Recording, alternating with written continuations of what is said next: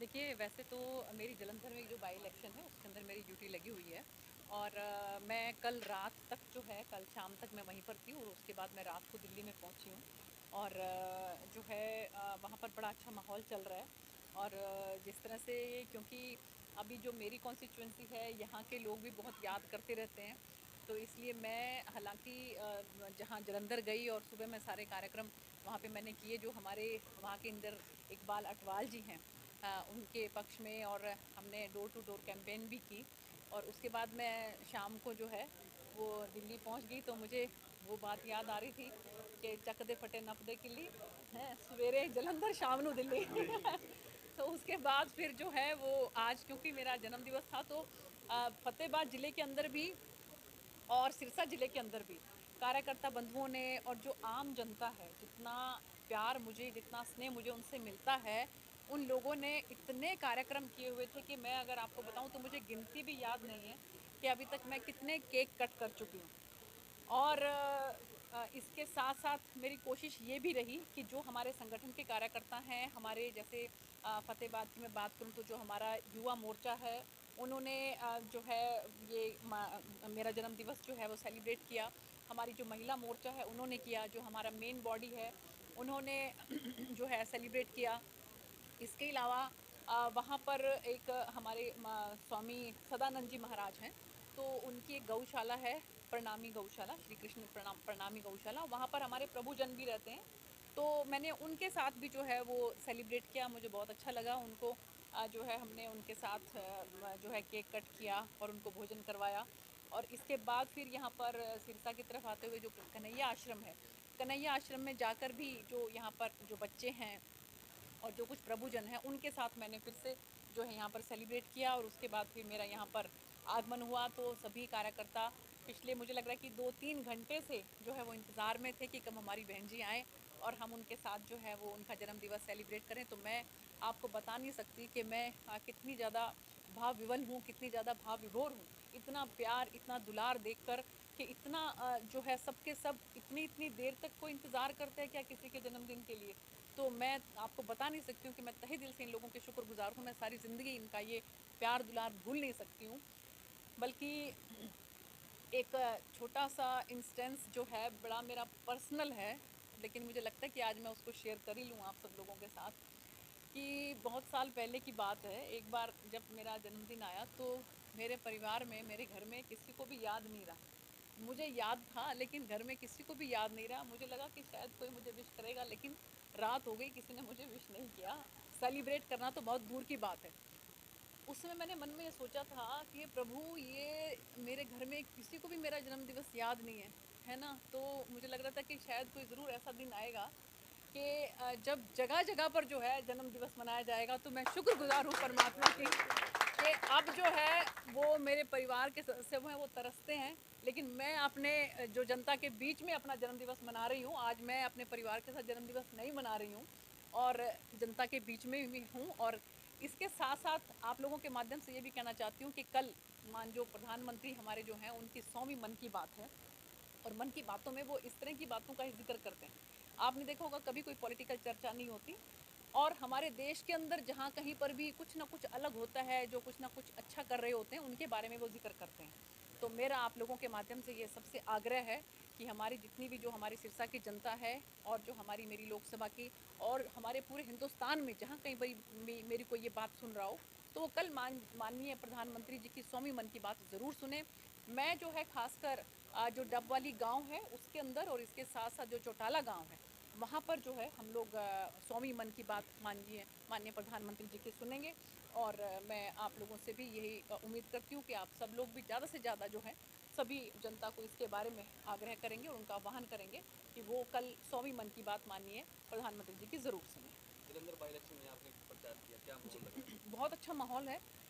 क्योंकि जो हमारा पहला कैंडिडेट था वो अकाली और हमारी भारतीय जनता पार्टी का कंबाइंड जो कैंडिडेट था वो था और सिर्फ 18,000 वोटों से वो जीत नहीं पाया था। और अब वो हमारी भारतीय जनता पार्टी के अंदर सम्मिलित हैं और उनकी बड़ी अच्छी छवि है। तो और जिस तरह का वहाँ पर आम आदमी पार्टी की जो सरकार चल रही है, लोगों के अंदर एक रोष है कि उन्होंने जो वायदे किए थे 1,000 रुपया महिला को देने के लिए, सब महिलाएं कहती हैं कहाँ है वो 1,000 रुपया। इसके साथ साथ कानून व्यवस्था की जो हालात वहाँ पर हैं, इसके साथ साथ जो नशे की जो हालात हैं वहाँ पे मुख्यमंत्री खुद ही जो नशे में धुत रहता है, वो कैसे, हमें तो इस चीज़ की बहुत तकलीफ रहती है क्योंकि हम बॉर्डर, मेरा कॉन्स्टिट्यूंसी सिरसा हमारा बॉर्डर है पंजाब का। तो मुझे लगता है कि इसलिए जनता मंच बना चुकी है, उन्होंने कांग्रेस को परख लिया है, उन्होंने अकाली दल को परख लिया है, उन्होंने आम आदमी पार्टी को परख लिया है और केवल 9 महीने की बात है। मुझे लगता है कि जनता जो है वो चाहती है भारतीय जनता पार्टी को एक बार मौका देना, 9 महीने के अंदर अंदर उन लोगों को वो भी परख लेंगे भारतीय जनता पार्टी के कैंडिडेट को भी कि अगर अच्छा काम करेंगे तो बहुत बढ़िया, नहीं तो 9 महीने के बाद बदल सकते हैं। तो इसलिए आप लोगों के माध्यम से भी मेरा ये आह्वान है कि एक बार उस कैंडिडेट को हमारे अंदर इकबाल अटवाल जी जो हैं उनको ज़रूर आजमाएं और कमल के फूल का बटन दबाएं। लोकसभा चुनाव भी नजदीक है, साल का जी वक्त रह गया, क्या जी। कुछ तैयारियां कर रहे हैं? तैयारियां आप लोग देख ही रहे हैं कि कितना लोगों के अंदर जोश है, जुनून है, और जो हमारी केंद्र सरकार की जो योजनाएं हैं और हमारे हरियाणा की जो योजनाएं हैं उन सबको ध्यान में रखते हुए मुझे पूरी उम्मीद है कि जनता जो है वो भारतीय जनता पार्टी के कैंडिडेट का साथ देगी, भारतीय जनता पार्टी की सरकार का साथ देगी। दिल्ली में पहलवान प्रदर्शन कर रहे हैं। जी। देखिए ऐसा है कि जो उन्होंने वहाँ पर प्रदर्शन किया है उसको उन्होंने माननीय सुप्रीम कोर्ट ने संज्ञान में लिया है और उसके बाद मुझे लगता है कि दिल्ली पुलिस ने शायद कोई एफआईआर वगैरह भी दर्ज की है, तो कानून अपना काम करेगा। आपके बीजेपी के हैं पूर्व राज्यपाल सत्यपाल मलिक, जी। काफी आजकल सरकार के खिलाफ बयानबाजी कर रहे हैं। देखिए ऐसा है कि जैसे हमारे माननीय अमित शाह जी ने भी, गृह मंत्री जी ने भी कहा है कि अगर उनको कहीं कुछ लगता था तो जब वो उनके पास तो देखिए जम्मू कश्मीर की वो बात करते हैं तो उस समय गवर्नर थे वहाँ के वो, तो अगर कहीं कुछ लगता है तो उसी समय में ही उनको उन चीज़ों को उठाना चाहिए था। अभी ये लगता है कि खिसियानी बिल्ली खंबा नोचे वाली बात लगती है कि अगर वो अभी कहीं पर भी नहीं है सत्ता में तो शायद उनको ये चीज़ कहीं कचोट रही है बात कि मैं फिर से सत्ता में क्यों नहीं। तो मुझे लगता है कि ये चीज़ों को, इस बात को जनता भी जानती है कि कौन किस तरह की जो है वो अपॉर्चुनिटी को देखकर जो है उसके हिसाब से बात करता है। मैं मंडियों में अभी भी किसानों को दिक्कत है, सरसों खरीद लो और एक वो 30 तारीख से आगे की है तो इसको डेट बढ़ाने की मांग कर रहे हैं। किसान कल भी चौथा में जाम लगा है। देखिए ऐसा है कि मेरी कृषि मंत्री जी से आज ही बात हुई क्योंकि ये जो समस्या उठान वाली है ये जो कार्यक्रम हमारे कई जो है हमारे जो फतेहाबाद की अनाज मंडी के अंदर भी थे, मजदूर वर्ग ने किया था, तो वहाँ पर भी ये बात उठी थी, तो मैंने उसी समय कृषि मंत्री जी से बात की, तो कृषि मंत्री जी ने मुझे ये कहा कि ये डिपार्टमेंट जो है वो हमारे डिप्टी सीएम साहब का है और डिप्टी सीएम साहब पिछले दिनों 10-15 के करीब जो है वहाँ पर दौरे करके गए थे और उन्होंने कहा कि जो वहाँ की जो हमारे आड़ती भाई थे और जो हमारे मजदूर भाई थे, उन्होंने कहा था कि उनके संज्ञान में ये बात लेकर आई है, तो उन्होंने कहा था कि 2 दिन के अंदर इसकी समस्या का समाधान हो जाएगा। लेकिन अभी तक समाधान उस हिसाब से नज़र नहीं आ रहा है, लेकिन मेरी एसीएस जो ऑफिसर हैं उनसे भी मेरी बात हुई है और उन्होंने कहा है कि इसका समाधान जल्द निकालेंगे ताकि हमारे किसान भाइयों को कोई दिक्कत ना हो। ओपीएस पर कांग्रेस कह रही है कि जब सरकार बनाएंगे 2024 में तो हर स्टेट में जहाँ जहाँ सरकार बनेगी ओपीएस को लागू कर देंगे। देखिए ऐसा है कि ओपीएस जो है लागू करना, कहना और उसके बाद उसको ठीक तरीके से अमल में लाना, तो ये दोनों बहुत अलग-अलग बातें हैं और इसका असर जो है वो बाद में नज़र आएगा जब हम ये देखते हैं कि ओपीएस लागू करने के बाद जो फाइनेंशियल जो है उसका कितना उसके ऊपर हमारे देश के ऊपर जो है उसका बोझ पड़ता है। लेकिन फिर भी मुझे लगता है कि कहीं न कहीं कोई ना कोई बात जो है वो सरकार जो है वो सोचती है क्योंकि माननीय मुख्यमंत्री जी ने एक कमेटी बिठाई थी, जिसके अंदर ये अध्ययन करने के लिए कहा था कि हरियाणा के अंदर भी इस बात का अध्ययन किया जाए कि इसका जो है अगर इसको ओपीएस को लागू किया जा सकता है तो क्या-क्या उसके अंदर हम बात कर सकते हैं, सभी से सुझाव भी लिए थे। तो मुझे लगता है कि कोई ऐसा एक एमिकेबली कोई ऐसा रास्ता बीच का निकाला जा सकता है कि जिसके अंदर बहुत ज़्यादा जो है वो सरकार के ऊपर या कि फाइनेंशियल जो है वो लॉस भी ना हो और इसके साथ-साथ जो हमारे भाई हैं तो उनको भी कहीं न कहीं से कोई लाभ मिल जाए। तो मुझे लगता है कि कोई ऐसा बीच का अगर रास्ता निकाला जाए तो बहुत बेहतर होगा।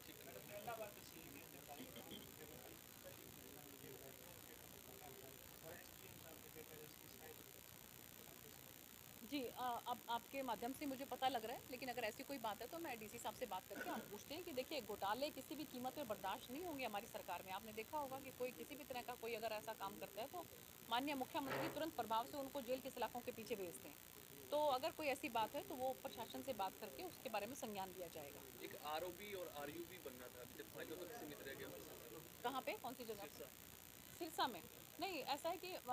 मैंने भी इसके बारे में जो है रेल मंत्री जी के संज्ञान में हम बात लेकर आए थे और मुख्यमंत्री जी ने भी कहा था। तो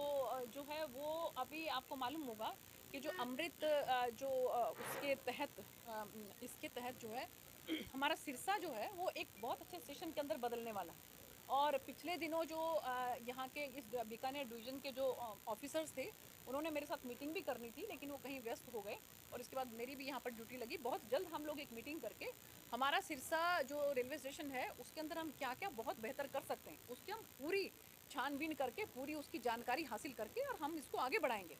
आप बिल्कुल विश्वास रखिए कि हम जो है वो सिरसा के रेलवे स्टेशन को और सिरसा में रेलवे का जो आना जाना है उसको जो बेहतर, कुछ तो हमने किया भी आप लोगों के संज्ञान में होगा कि चाहे गोरखधाम की बात करें, हम त्रिपुर सुंदरी की बात करें, लेकिन और भी ज़्यादा करेंगे, ये मैं आपको विश्वास दिलाती हूँ।